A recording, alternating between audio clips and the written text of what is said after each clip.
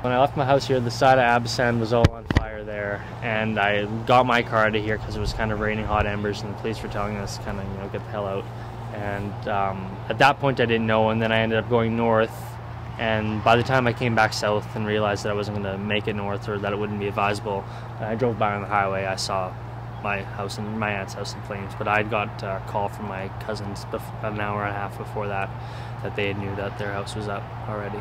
Pretty worried the first few days. I know my mom was in tears and very worried for about a week until we actually had very firm confirmation that our house was standing and that it was intact. So I saw downtown was on fire, and I was up in Dickinsfield at that point, and that was almost in fire, and Abraham's land adjacent to that was on fire. And at that point I kind of realized that I was probably not going to be back here anytime soon, and that I should go south instead of north so I wasn't stranded. Wasn't ready for how long we were going to be gone, that's for sure. Wasn't expecting that at all. So I ended up having to ditch my car on the side of the highway near the 881 turnoff because I ran out of gas, and there was no gas in the next 300-kilometer radius kind of thing.